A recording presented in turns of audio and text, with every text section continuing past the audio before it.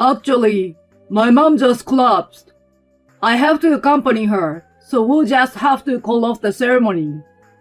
On the morning of our wedding day, my boyfriend Henry called to tell me that his mother had fallen ill. What kind of condition is mother in? She suddenly collapsed and she's unconscious. Harper, can you please contact the venue to cancel? I'm on my way, so let me know which hospital. Well then, the ambulance is on its way. Henry hung up on me before he could tell me about the hospital to which his mother was being transported. I sent a message asking him to let me know, but he has not responded. It was so sudden that I didn't know where to start, and I thought about many things. Should I contact the venue first and cancel? But if his mother's life is in danger, I have to head there immediately. As I froze, clutching my phone, it rang again. I heard the person on the other end of the line and got confused. Judy? My name is Harper, and I'm a 28-year-old office worker. I have a boyfriend that I have been dating since high school. His name was Henry, a bright and gentle guy who I felt at home with and had always dreamed of marrying. We have been together for almost 10 years now. For about a year, I have been talking to Henry about getting married on our 10-year anniversary. And yet, Henry kept saying, Yes, I'll think about it. And all I get is a lukewarm reply. He has not been very forthcoming with me about getting married. We originally planned to live together after college, but if I live with you, I'm afraid I'm going to get spoiled and sloppy. So can you wait a bit until I'm on my own first? I was told that and got refused to live with him. At the time, I was convinced by Henry's argument, but looking back, it is an excuse that I don't really understand. It is indeed unsettling that we have been together for almost 10 years and he's still unsure about marriage. Once we decided to have a serious discussion, I called Henry to my house for the holidays. I've been saying for a while now that I want to get married. Uh-huh. Of course I'm thinking about it too. Can you just say it aloud and not just think? Well, That is, if you don't intend to get married, break it off. If you intend to get married, decide here and now. He gave a small nod when I said this much and proposed. To be honest, I had dreamed of a romantic proposal, but since it's Henry, who is a bit of a wimp, I gave up on the idea. We finally decided to get married, and things progressed a lot from there. First, we went to his parents to report our marriage. I am quite close with them, having known them since high school. My parents moved overseas after I graduated from high school, so my in-laws felt responsible for taking care of me. My in-laws were happy that I finally came to report our marriage. I called my parents to inform them too. From then on, everything went smoothly, from the meeting dinner with both families, to the purchase of the rings and the search for the wedding venue. My mother-in-law worked in the bridal industry, so with her advice, we were able to quickly decide on the wedding venue. We also planned to invite our relatives and a few friends and co-workers to the reception. I was very happy, but Henry seems to dwell on it more and more. We had been talking about marriage for some time, but I thought he was anxious because I had suddenly suggested it. Henry, are you okay? What? You keep looking down and thinking about something. Anxious to get married? Oh, it's not like that. Just a little. What's wrong? If you have a problem, I'm here to listen. No, it's about work. It's okay. No matter how many times I asked, Henry would not tell me what was bothering him. I had heard that men can have marriage blues too, so I thought he might have had that. To reduce Henry's workload as much as possible, I took over the wedding preparation so that he would have more time for himself. Finally, it's the morning of the wedding day. Henry was scheduled to bring his parents to the ceremony. As I was getting ready to leave, my phone rang. I looked at the screen and saw that it was an incoming call from Henry. What's wrong? Still home, right? Yes, I was just getting ready to leave. Actually, my mom just collapsed suddenly. What? Your mother? Is she okay? I'm waiting for an ambulance right now. I have to chaperone, so we'll just have to call off the ceremony. What kind of condition is mother in? She suddenly collapsed, and she's unconscious. I'm sorry, Harper, but could you please call the venue to cancel? I'm on my way, so let me know which hospital. Well then, the ambulance is coming now. Henry hung up on me before he could tell me about the hospital to which his mother was being transported. I sent an email to him asking him to let me know about the hospital, but he has not responded. It was so sudden that I didn't know where to start, and I thought about many things. If the wedding is getting cancelled, should I contact the venue first? But if his mother's life is in danger, I have to head there immediately. As I froze clutching my phone, it rang again. It was so startled that I almost dropped my phone, caught it, and rushed to answer the call. Good morning, Harper. Did you sleep well last night? It's time to head to the ceremony, and I'll help you change your dress. I heard his mother's voice, which was the same as usual, which made me confused. Judy? Yeah, it's me. Oh, are you still sleeping? I was in a rush to answer the phone and hadn't looked at the screen, but when I did, I saw that the call was from Henry's mother. When Henry said his mother fell down and had to be transported, what was that about? As I was thinking about it for a moment, when I heard Henry's voice in the background. Oh, Mom, so you are here. You know, about the ceremony. Are you on the phone with someone right now? I'm on the phone with Harper. What? On the phone with Harper? Wait, Mom, give me the phone. With that, Henry seems to forcefully take the phone from his mother. Oh, Harper? Oh no, it's about my mother. What the hell is going on? Are you saying that your mother having collapsed was a lie? No, I wasn't lying. I was surprised too, but she recovered quickly. There was nothing weird. She's totally fine. So, did you cancel the ceremony? I had no idea what the lie was for or why, but all I could tell was that he didn't want to have a wedding. You didn't have to lie like that if you didn't want to have a wedding with me. That's not what I meant. It's not...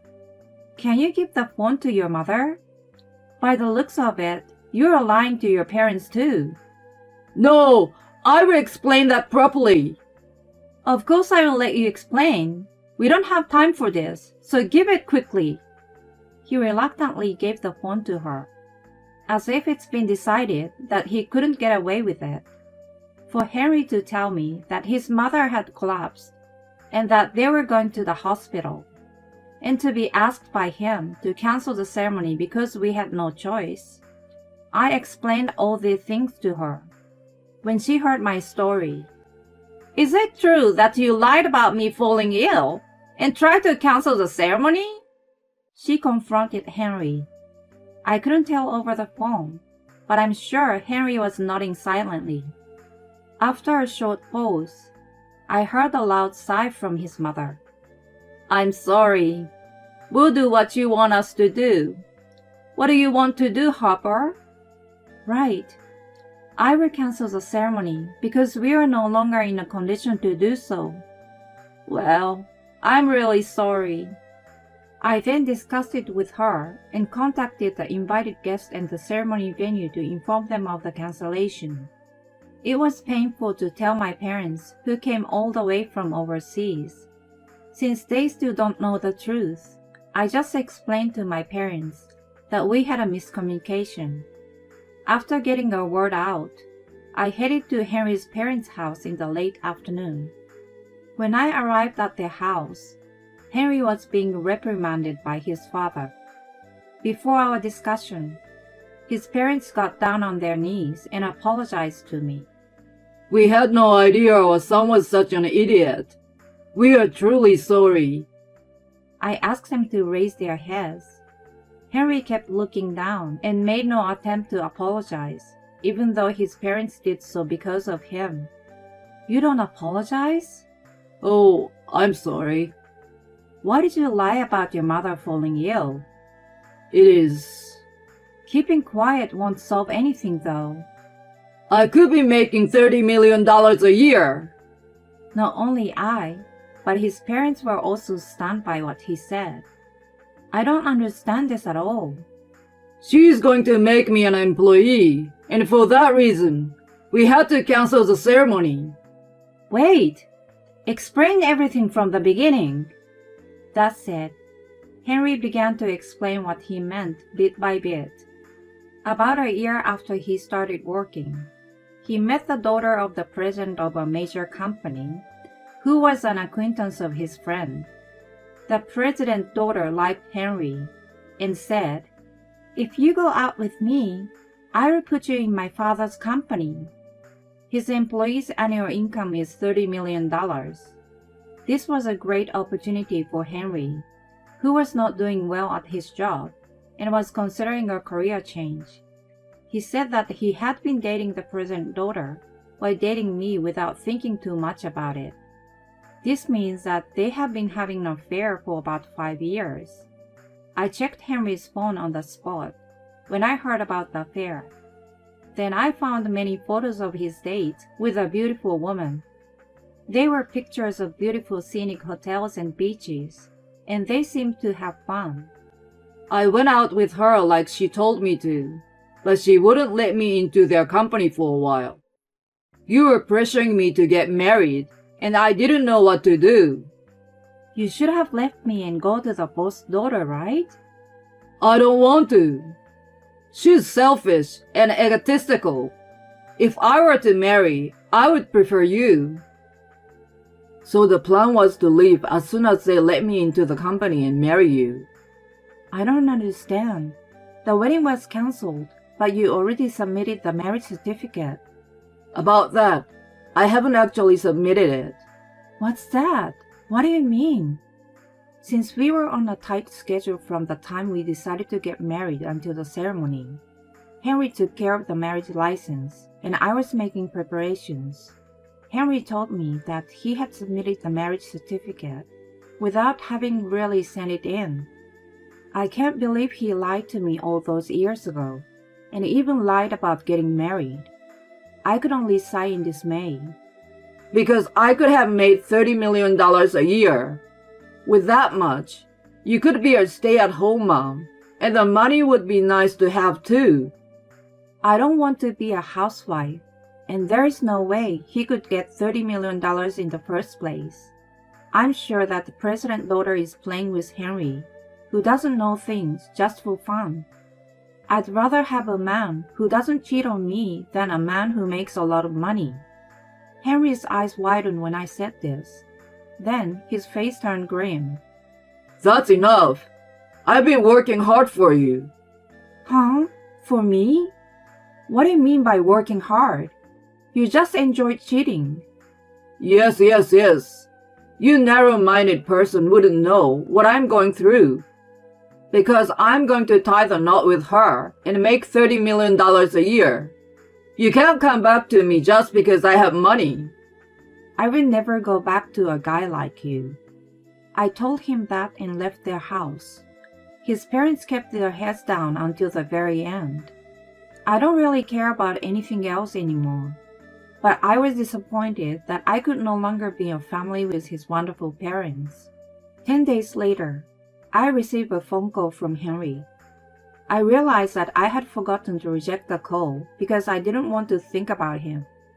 However, curious as to what the call was about, I picked up the phone. The caller, Henry, was whimpering and crying, and started talking about how he had been dumped by the president's daughter. Sure enough, he was being played with. The president's daughter has another man she is dating, and she wanted to tease Henry, who had been his girlfriend's sole focus since high school. So she lied about making him an employee who earns $30 million a year and teased him for having the affair. She said that she was satisfied that Henry and I had broken up, and she told him that everything was a lie and dumped him. The president's daughter who makes fun of people is disgusting, but I have no more love for him after he betrayed me by believing a lie that anyone could have figured out. I'm really sorry. This time around, I realize that you're the only one for me. We've known each other for a long time, right? Let's start over again. Last time, you said it was impossible even if I tried to come back to you. That was just something I said because you were being hard on me.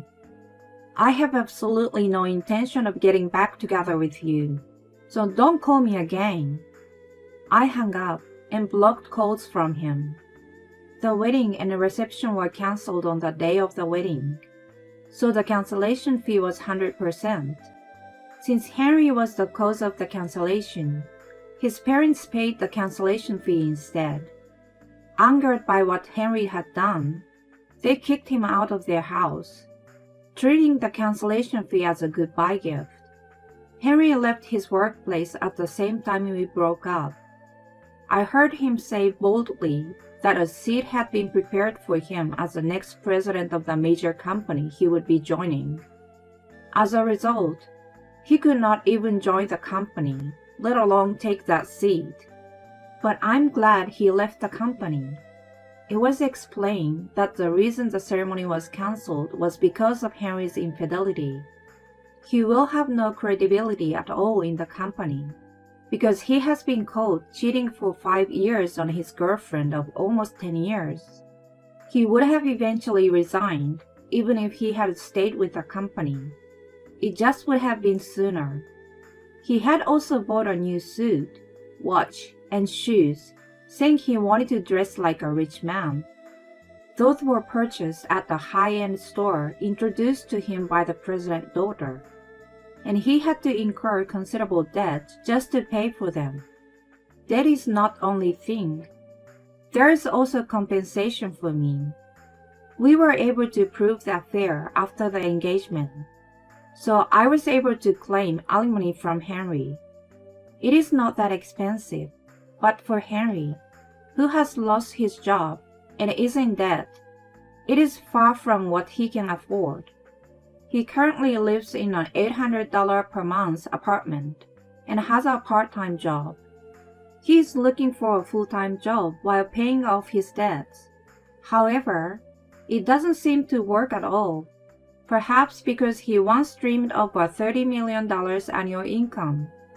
I had no intention of fighting with the president's daughter for Henry. I was disgusted with his affair partner, but I thought it would be a long process if I had to demand alimony from her as well. The lawyer I consulted also told me it would be difficult, so I gave up. But the woman was also punished. Her father found out that she had been tricking Henry by lying to him about giving him a job at her father's company. She had been receiving a monthly allowance of hundreds of thousands of dollars from her father, but that allowance is now gone. The money she had and her credit cards were all confiscated. She has now been evicted from her home and is being forced to work in a subsidiary company, which is a factory.